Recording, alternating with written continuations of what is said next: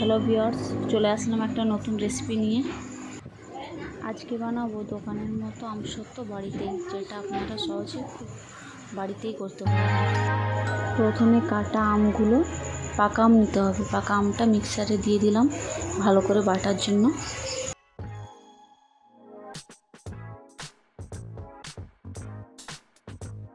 মিক্সারে পুরো এইভাবে বেটে নিতে হবে ভালোভাবে। এইবার আম অনুযায়ী চিনিটা গুঁড়ো করে নেব মিক্সারে।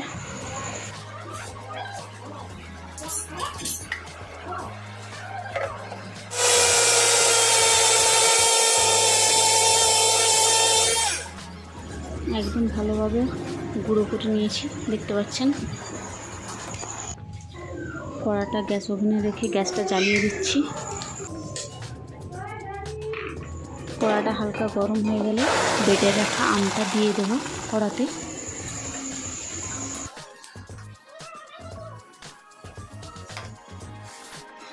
এরপর আমটা ভালোভাবে নাড়তে থাকবো খুন্তি দিয়ে, যতক্ষণ না আমের অল্প পরিমাণ জলটা কমে আসে ততক্ষণ নাড়তে থাকবো।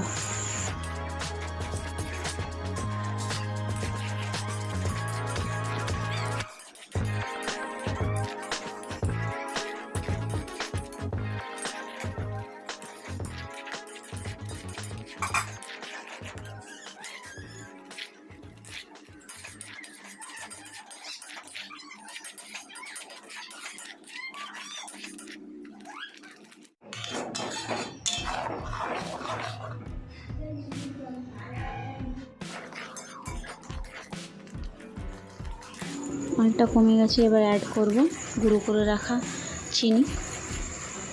যতটুকু আছে অতটুকুই দিয়ে দেবো চিনিটা। চিনি দেবো আর একদিক থেকে খুন্তিতে নাড়তে থাকবো যাতে চিনিটা ডলা না পেকে যায়।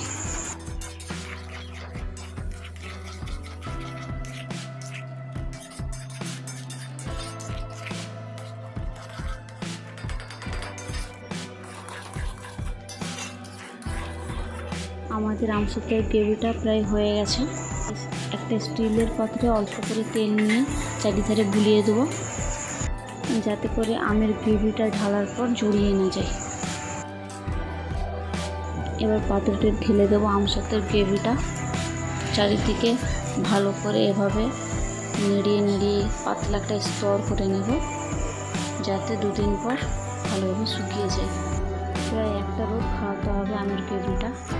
একদিন পর ফিরে আসলাম, দেখতে পাচ্ছেন কত সুন্দর আমের সত্যের চাপ হয়ে গেছে। এবার ছুরি দিয়ে ভালোভাবে কেটে নেব, পিস পিস করে নেব।